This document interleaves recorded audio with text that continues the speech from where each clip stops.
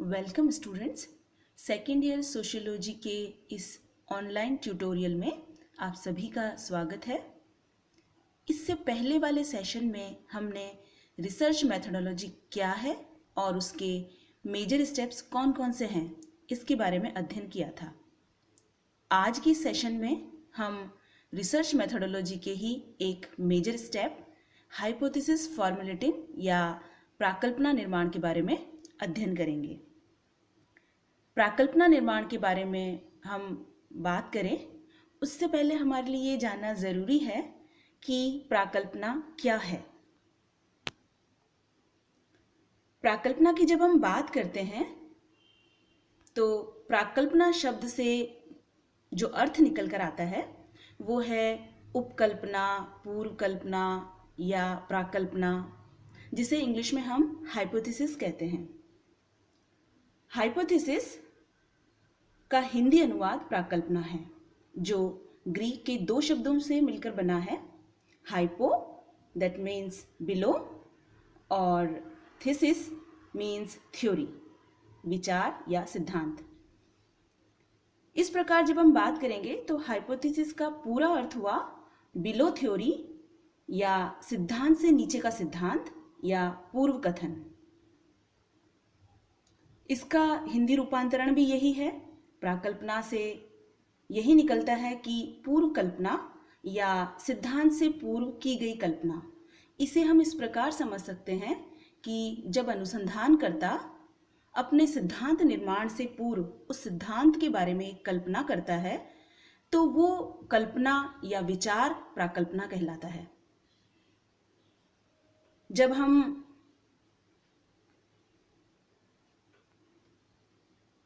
वैज्ञानिक अनुसंधान के अंतर्गत विचारकों की बात करते हैं तो गुड एंड हार्ट की बात करते हैं, जो कहते हैं कि hypothesis is a proposition which can be put to test to determine its validity.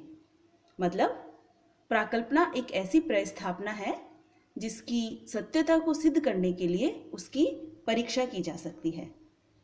मतलब कि प्राकल्पना एक ऐसा विचार, एक ऐसी कल्पना, एक ऐसा विश्वास है जिसे अनुसंधानकर्ता अपने अनुसंधान में परीक्षा के लिए रखता है, और जब वो परीक्षा के अंतर्गत सत्य सिद्ध हो जाता तो एक सिद्धांत का रूप धारण कर लेता है।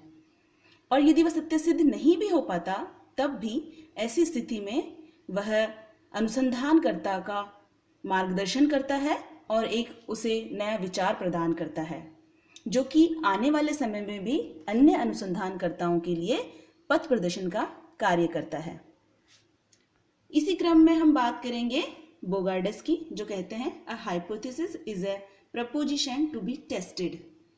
मतलब प्राकल्पना परीक्षण के लिए प्रस्तुत की गई एक प्रस्थापना है। प्राकल्पना परीक्षण के लिए मतलब अनुसंधानकर्ता अपने अनुसंधान में परीक्षण के लिए जो विचार प्रस्तुत करता है, जो विचार रखता है या जिस विश्वास के आधार पर वो सिद्धांत निर्माण का कार्य शुरू करता है, वो विचार, विश्वास या कल्पना ही प्राकल्पना कहलाता है। अब हम बात करते हैं कि एक अनुसंधानकर्ता एक अच्छी प्राकल्पना का निर्माण कैसे कर सकता है। उसे किन किन बातों का ध्यान रखना चाहिए, उसे किन किन चीज़ों से दूर रहना चाहिए और उसे किस तरीके की प्राकल्पना बनानी चाहिए कि वो एक वैज्ञानिक सिद्धांत का निर्माण कर पाए। ऐसा इसलिए ज़रूरी है क्योंकि ऐसा माना गया है कि यदि एक अनुसंधानकर्ता एक अच्छी प्राकल्पना का निर्माण कर लेता है तो ऐसी स्थिति में उसके सिद्धांत निर्माण का लगभग आधा कार्य पूर्ण हो जाता है, जो उसे पूरे अनुसंधान के दौरान मार्ग प्रशस्त करता है या मार्ग दिखाता है। विचारकों का ये भी मानना है कि यदि अनुसंधानकर्ता एक अच्छी प्राकल्पना का निर्माण नहीं कर पाता तो ऐसी स्थिति में वह अंधकार में भटकता रहता है, उसे कोई सही रास्ता नहीं मिल पाता जिससे कि वह एक वैज्ञानिक सिद्धांत का निर्माण कर पाए। तो चलिए हम बात करेंगे कि एक अच्छी हाइपोथेसिस या एक अच्छी उपकल्पना या एक उपयोगी उपकल्पना में क्या क्या होना चाहिए कि उससे वैज्ञानिक सिद्धांत का निर्माण संभव हो पाए। तो इसमें पहली जो विशेषता है जो हाइपोथेसिस में होनी चाहिए वो है स्पष्टता या क्लियरिटी। क्लैरिटी का यहाँ मतलब है कि प्राकल्पना दो आधार पर क्लियर होनी चाहिए। पहला, प्राकल्पना के अंतर्गत अनुसंधानकर्ता जिस अवधारणा या वैज्ञानिक शब्दावली का प्रयोग कर रहा है उसकी उसे स्पष्ट परिभाषा देनी चाहिए, और हो सके तो उसे ये भी बताना चाहिए कि जो अवधारणा है उसकी क्या प्रक्रिया है और उसको वर्णन के द्वारा उसे स्पष्ट करना चाहिए। फिर उसकी जो अवधारणा है वो पूरी तरह से परिभाषित होनी चाहिए। उसे अपने विषय में पूर्ण रूप से जो व्यक्तिगत रूप से बनाई नहीं गई हो ऐसी परिभाषाओं को काम में लेना चाहिए। उसे ऐसी भाषा का प्रयोग करना चाहिए जो सभी की समझ में आ जाए या जिसका सब एक जैसा अर्थ लगाएं। अगर भाषा और अवधारणाएं अस्पष्ट होगी और उनमें कन्फ्यूजन होगा तो ऐसी स्थिति में अनुसंधानकर्ता के लिए एक समस्या पैदा हो जाएगी, क्योंकि जिस विचार या कल्पना को लेकर वो अनुसंधान कर रहा है या जिस विचार या विश्वास के आधार पर उसने अपनी प्राकल्पना का निर्माण किया है, दूसरे लोग उसका भिन्न अर्थ लगाएंगे और ऐसी स्थिति में उसके द्वारा निर्मित किया गया सिद्धांत अवैज्ञानिक हो जाएगा। तो यदि अनुसंधानकर्ता एक वैज्ञानिक सिद्धांत का निर्माण करना चाहता है तो उसे ये ध्यान रखना चाहिए कि उसकी प्राकल्पना पूर्णतः स्पष्ट हो, अवधारणात्मक दृष्टि से और परिभाषा की दृष्टि से। फिर इसकी दूसरी जो विशेषता है वो है एम्पिरिकल रेफरेंस, या जिसे हिंदी में हम कहेंगे आनुभविक संदर्भ, या जो अनुभवों के आधार पर सिद्ध की जा सके। इसे हम इस प्रकार स्पष्ट करेंगे कि अनुसंधानकर्ता को ऐसी प्राकल्पना का निर्माण करना चाहिए जिसकी उपलब्ध तथ्यों के द्वारा जांच की जा सके। प्राकल्पना आदर्शों को स्पष्ट करने वाली या ऐसी नहीं होनी चाहिए जिसको हम प्रयोग के द्वारा सिद्ध नहीं कर सकें।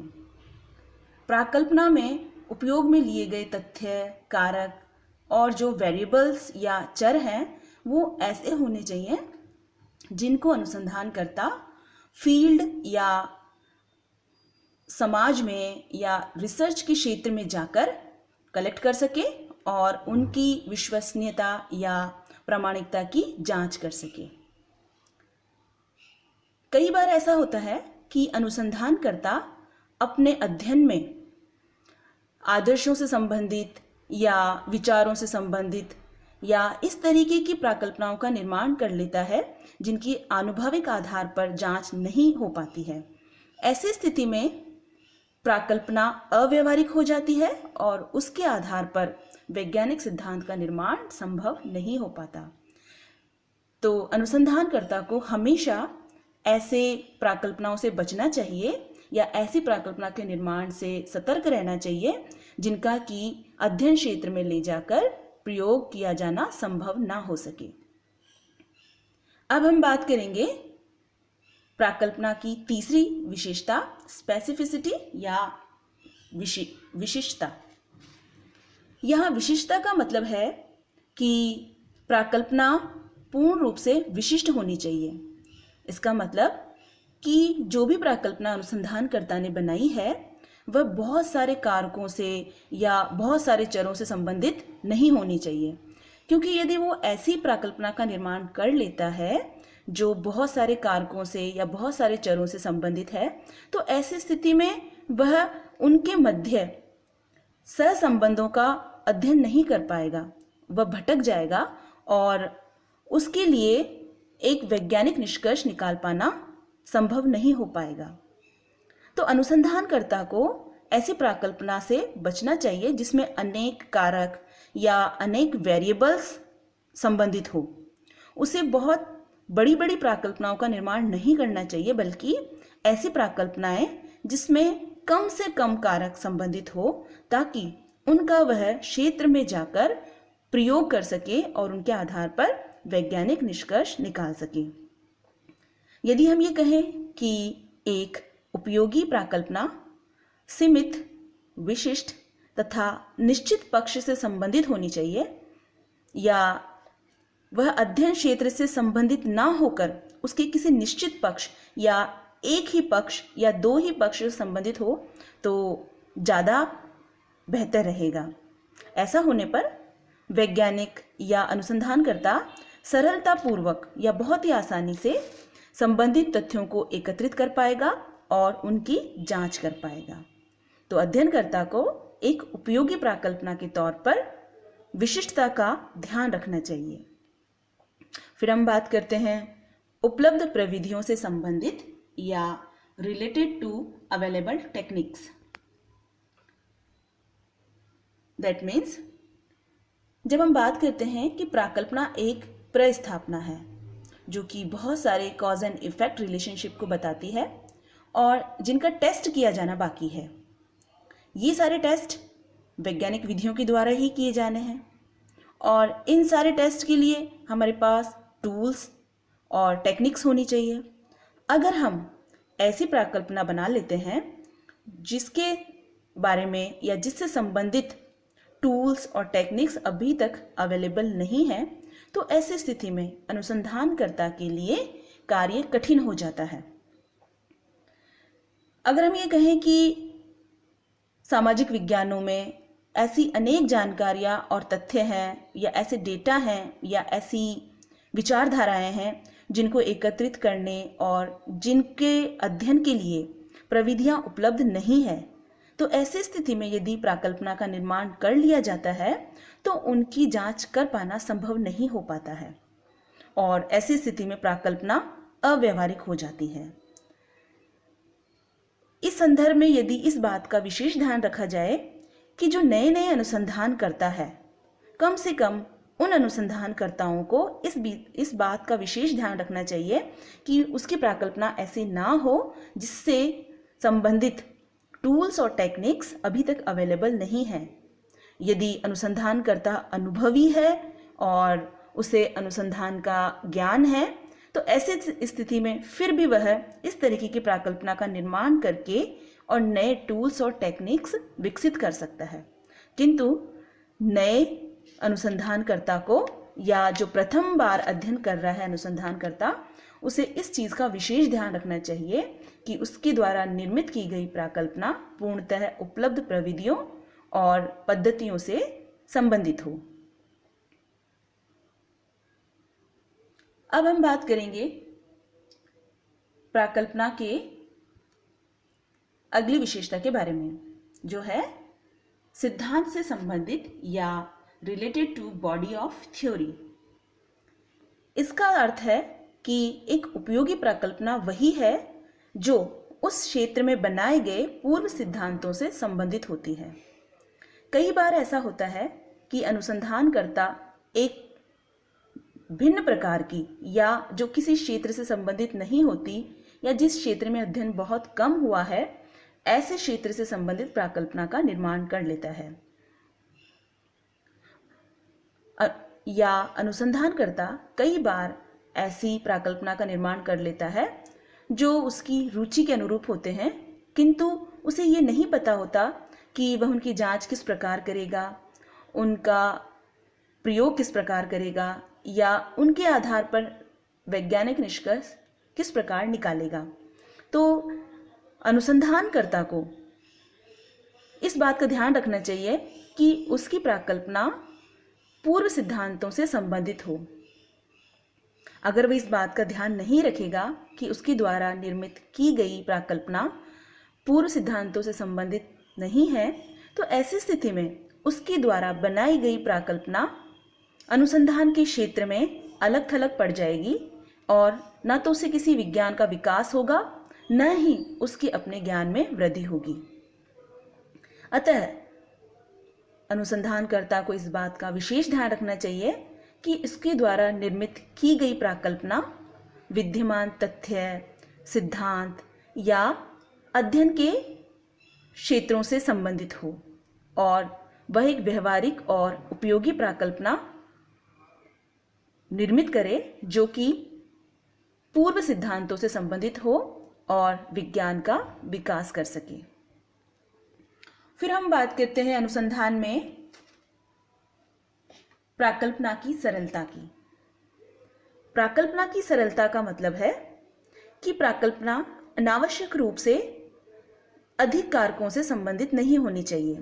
प्राकल्पना जटिलता पैदा करने वाली नहीं होनी चाहिए। प्राकल्पना ऐसी भी नहीं होनी चाहिए कि उसका परीक्षण नहीं किया जा सके। प्राकल्पना ऐसी भी नहीं होनी चाहिए कि वह अनुसंधान के क्षेत्र में ले जाने के बाद उससे संबंधित तथ्य उपलब्धि ना हो पाए। अनुसंधानकर्ता को पूर्ण रूप से ये ध्यान रखना चाहिए कि प्राकल्पना सरलता लिए हुए हो। विद्वानों का ये मानना है कि सरलता एक तेज धार वाला यंत्र है जो अनुसंधानकर्ता को व्यर्थ की प्राकल्पनाओं एवं विवेचनाओं से बचाता है और जो उसे अंधकार में भटकने से बचाता है।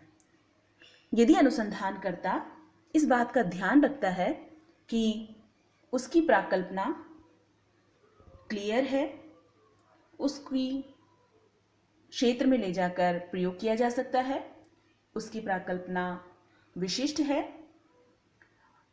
उसके बारे में टूल्स और टेक्निक्स अवेलेबल है, वह पूर्व सिद्धांतों से संबंधित है और मूल रूप में वह एक सरलता लिए हुए है जिसे कि सभी लोग उसे उसी रूप में समझ रहे हैं जिस रूप में वह समझाना चाह रहा है। तो ऐसी स्थिति में एक अच्छी, उपयोगी और व्यवहारिक प्राकल्पना का निर्माण संभव हो पाता है। एक उपयोगी प्राकल्पना की इन प्रमुख विशेषताओं का यदि अनुसंधानकर्ता ध्यान रखता है तो निश्चित ही वह वैज्ञानिक सिद्धांत निर्माण का आधा कार्य पूर्ण कर लेता है। हमारे अगले ऑनलाइन सेशन में हम सामाजिक अनुसंधान के अन्य चरणों के बारे में अध्ययन करेंगे। तब तक के लिए हैव ए नाइस डे।